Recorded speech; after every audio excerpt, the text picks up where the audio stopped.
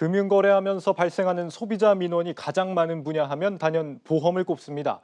지난해 금융감독원에 접수된 이 금융민원 절반 이상이 보험 분야에서 나왔고 민원 건수도 해마다 늘고 있습니다. 이렇게 많아지는 민원을 효율적으로 처리하기 위해 금융감독원이 보험민원 업무 일부를 보험협회로 넘기는 방안을 추진하고 있습니다. 저희 한국경제TV 취재 결과 차 사고가 났을 때 보험사 간 과실 비율을 따지는 민원, 그리고 설계사와 보험대리점의 수수료 관련 민원을 보험협회가 맡아 처리하는 것으로 가닥이 잡혔습니다. 장슬기 기자가 단독 보도합니다. 앞으로 자동차 사고가 났을 때 과실 비율을 따지는 보험사 간 민원은 금융감독원이 아닌 손해보험협회가 담당하게 됩니다. 설계사가 보험 계약 후 받는 수수료에 대해 불만이 있거나 보험 대리점 수수료와 관련한 민원이 발생했을 때에도 금감원 대신 협회가 해당 민원을 처리합니다. 금감원은 최근 각 보험협회와 함께 구성한 보험 민원 이관 관련 태스크포스에서 이 같은 방안을 결정했습니다. 김한정 더불어민주당 의원이 금감원에 접수된 보험 민원 중 일부를 각 협회로 이관하는 내용의 보험업법 개정안을 발의한 데 따른 겁니다. 보험사 간 발생하는 민원과 더불어 단순한 질의성 민원, 그리고 기타 대통령령에서 정하는 민원은 보험협회가 맡게 됩니다. 이 네 가지 외에 다른 추가적인 분야는 아직 협의가 진행 중인 것으로 전해집니다. 그동안 금융사에서 발생한 민원은 금감원이 담당해 처리해왔는데 보험 민원이 전체 민원 중 절반 이상을 차지해 다른 민원을 처리하는 데 시일이 걸리는 등 효율성이 떨어진다는 지적이 제기됐기 때문입니다. 실제 금감원의 평균 민원 처리 기간은 2019년 24.8일에서 지난해 29일로 늘었습니다. 이번 보험업법 개정안으로 금감원의 민원 업무 부담이 줄어드는 만큼 민원 처리 기간 역시 단축될 것이란 설명입니다. 금융민원은 14일 이내에 처리하게 되어 있습니다. 그런데 현실은요, 금감원 인력 부족으로 인해서 평균 24일, 한 달이 걸리고 있습니다. 중요한 분쟁은 금감원, 행정적으로 처리해야 될 것들은 보험협회. 이렇게 되면은 보험 민원 업무를 상당히 단축하게 됩니다. 또한 보험 업무만을 담당하는 협회가 단순 질의성 민원이나 설계사들의 민원을 직접 처리할 경우 민원 해결의 전문성 또한 높일 수 있을 것으로 업계는 보고 있습니다. 한국경제TV 장슬기입니다. 네, 보험 민원 일부를 보험협회가 맡게 된다면 어떤 변화를 예상해 볼 수 있는지 좀 더 자세히 짚어봅니다. 이 정치경제부 정호진 기자 나와 있습니다. 정 기자, 이 보험협회가 정확히 뭐 하는 곳이죠? 네, 먼저 보험협회가 어떤 곳인지 설명을 드려보면요. 네. 보험협회는 보험회사들이 모여있는 곳입니다. 그래서 삼성생명이라든지 한화생명이라든지 이런 생명보험사들은 생명보험협회에 있고요. 또 KB손해보험, DB화재, DB손해보험 이런 손해보험사들은 손해보험협회에 가입되어 있는데요. 네. 네, 이런 협회에는 지금 이렇게 말씀드린 보험회사들이 내는 출연금 그리고 또 이런 협회비를 통해서 운영이 되는데 네, 협회는 보험업법에 따라서 보험회사들의 상품을 비교해서 소비자들에게 공시를 하고 또 관련 통계를 작성하고 또 연구자료를 발간하는 등 보험업 전반의 발전에 좀 기여할 수 있는 일들을 하고 있다고 보시면 됩니다. 보험사들의 회비로 운영이 된다고 하면 어떻게 보면 보험사들의 이익을 대변하는 이 단체라는 생각이 드는데 네. 여기서 이제 소비자 민원 업무를 처리한다고요? 괜찮은 겁니까?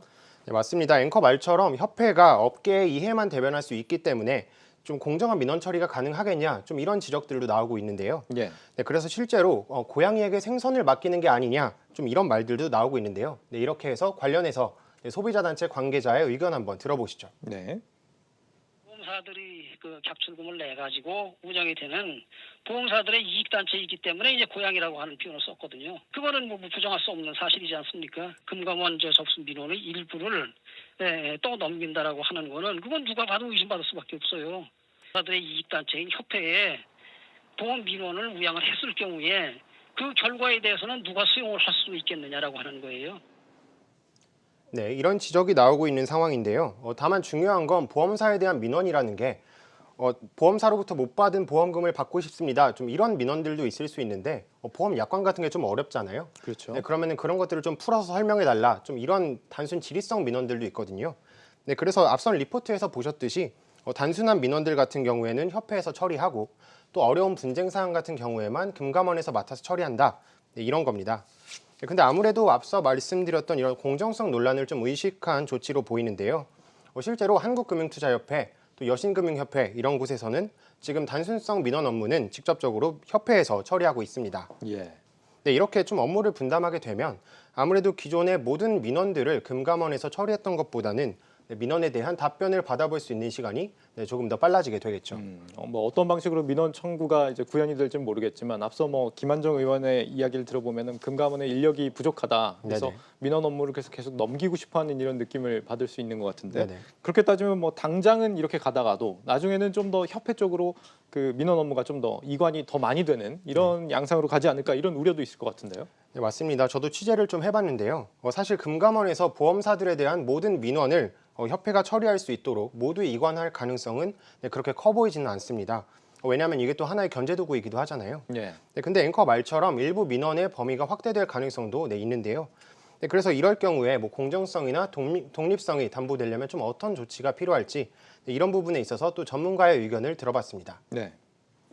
독립성을 유지하기 위해서 만약에 뭐 전문성을 가져야 된다. 뭐 소비자에 유리한 결정을 되게 많이 했다고 해서 뭐 이 사람이 임기도 안 끝났는데 이렇게 그만두라고 하거나 그런 게 있으면 안 되잖아요. 무슨 임기를 보장한다던가 아니면 이분을 뭐 추천하거나 아니면은 이 위원회 돌아가는 뭐 검토하는 위원회 같은 거를 뭐 구성을 뭐 소비자 대표도 있고 뭐 산업도 있고 이런 식으로 좀 균형 있게 한다. 뭐 이제 그런 방법들이 있겠죠. 네, 정리를 해보면 만일 분쟁 사항 같은 민원을 협회에서 처리하게 된다면 위원회 전문성이 어느 정도 보장이 돼야 하고 또 소비자에게 유리한 결정을 내렸다고 뭐 자리가 위협받거나 이러면 안 되잖아요. 네, 그러니까 임기가 어느 정도 보장이 돼야 하고 또 다양한 분야에서 추천하는 인물들로 위원회가 구성이 된다면 소비자들에게 좀 보험업계의 신뢰를 좀 쌓을 수 있는 그런 방법이 있을 수 있다는 겁니다. 예. 하지만 사실 가장 중요한 거는 소비자들의 보험업계에 대한 시선, 뭐 이런 신뢰가 회복돼야 한다는 건데요. 아무리 협회에서 민원을 처리한다고 하더라도 소비자들이 협회를 믿지 못한다면 협회가 아니라 금감원으로 계속 발길이 향하지 않겠습니까? 그렇죠. 그래서 그렇게 되면 입법의 효용성이 좀 떨어지기 때문에 이와 별개로 보험업권에서는 소비자들에 대한 신뢰를 지속적으로 제고해야만 이 입법이 된다고 하더라도 기능이 제대로 발휘될 것으로 보입니다. 네, 알겠습니다. 정치경제부 정호진 기자였습니다. 잘 들었습니다. 감사합니다.